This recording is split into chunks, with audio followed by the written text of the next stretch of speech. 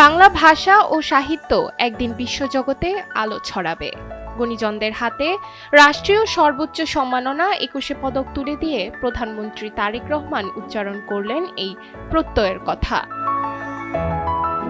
ভাষার মাস ফেব্রুয়ারি, একই সাথে আত্মপরিচয়, শেকড় আর আত্মমর্যাদার মাস। এই আবেগঘন আবহেই অনুষ্ঠিত হলো ২১শে পদক ২০২৬ অনুষ্ঠান। বক্তব্য প্রদানকালে প্রধানমন্ত্রী স্মরণ করিয়ে দেন স্বাধীনতার ঘোষক শহীদ প্রেসিডেন্ট জিয়াউর রহমান স্বাধীন বাংলাদেশের প্রথমবারের মতো ২১শে পদক প্রবর্তন করেছিলেন। এই পদক কেবল স্বীকৃতি নয়, ১৯৫২ সালের ভাষা আন্দোলন থেকে শুরু করে বাংলাদেশের ঐতিহাসিক অভিযাত্রার ধারাবাহিক স্মারক।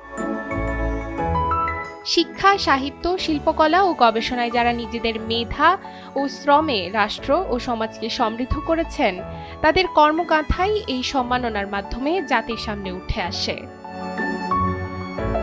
তারেক রহমান জানান, শিক্ষা, গবেষণা ও শিল্প সাহিত্যের চর্চাকে আরও বেগবান করতে রাষ্ট্র তার দায়িত্ব পালন করবে। জ্ঞান বিজ্ঞানের অগ্রযাত্রাকে রাজনীতিকরণের ঊর্ধ্বে রেখে নৈতিক মানসম্পন্ন উদার গণতান্ত্রিক রাষ্ট্র ব্যবস্থা গঠনের প্রত্যয় ব্যক্ত করেন তিনি।